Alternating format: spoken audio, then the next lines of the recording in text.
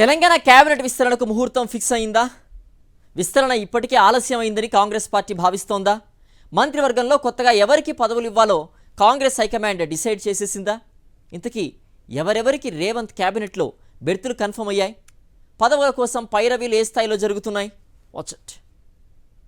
అతి త్వరలోనే తెలంగాణ మంత్రివర్గ విస్తరణ జరగబోతోంది.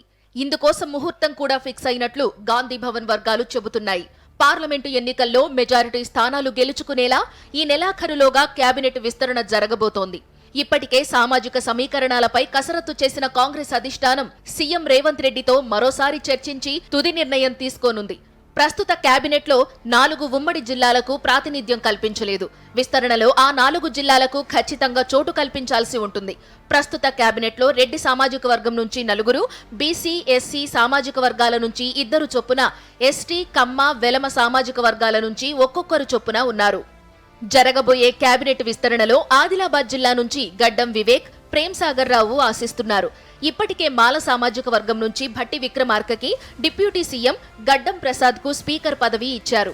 అందువల్ల మాల కమ్యూనిటీకే చెందిన వివేక్ కు మంత్రివర్గంలో చోటు కల్పించడం పట్ల కాంగ్రెస్ నేతలే అనుమానం వ్యక్తం చేస్తున్నారు.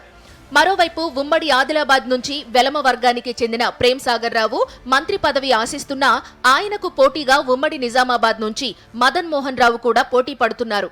అయితే ఇప్పటికే వెలమ సామాజిక వర్గం నుంచి జూపల్లి కృష్ణారావుకు మంత్రివర్గంలో చోటు కల్పించడంతో ఈ ఇద్దరిలో ఒకరికైనా అవకాశం ఇస్తారో లేదో చూడాలి.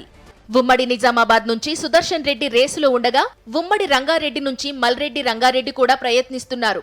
అయితే రేవంత్ రెడ్డి కేబినెట్లో ఇప్పటికే సీఎంతో కలుపుకుని 4 రెడ్డి వర్గం మంత్రులున్నారు.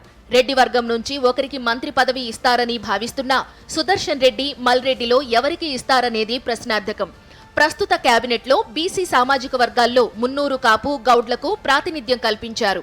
అందువల్ల ఇతర బీసీ వర్గాల్లో ప్రాబల్యం ఉన్న మరో కులానికి చెందిన నేతకు విస్తరణలో మంత్రివర్గంలో ఛాన్స్ ఇవ్వాలని కాంగ్రెస్ హైకమాండ్ ఆలోచిస్తున్నట్లు చెబుతున్నారు.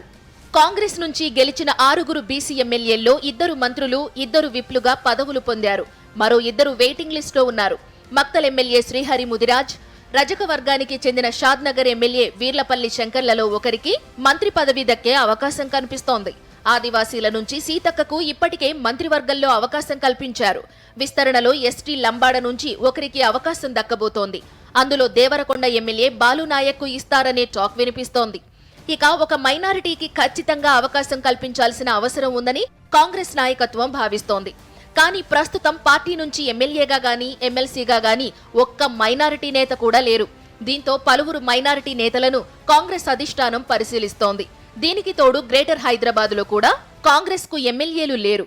ఇక్కడ ప్రతిపక్ష ఎమ్మెల్యేలు ఎవరినైనా ఆకర్షించి మంత్రి పదవి ఇస్తే ఎలా ఉంటుందనే దానిపై కూడా కాంగ్రెస్ పార్టీలో చర్చ జరుగుతోంది. ఇక మాదిగ సామాజిక వర్గ నేతలు మంత్రి పదవిని ఆశిస్తున్నారు. మాదిగ వర్గం నేతకు పదవి ఇవ్వడం ద్వారా ఎస్సీ వర్గీకరణతో మాదిగ సామాజిక వర్గాన్ని తన వైపు తిప్పుకునే ప్రయత్నం చేస్తున్న బీజేపీని కౌంటర్ చేయొచ్చని కాంగ్రెస్ అంచనా వేస్తోంది. గతంలో మాదిరిగా కాకుండా తన కేబినెట్లో సామాజిక న్యాయం పాటించేలా కేబినెట్ విస్తరణ చేయాలని కాంగ్రెస్ భావిస్తోంది. ఈ ఆలోచన ఎంత మేరకు అమలవుతుందో చూడాలి.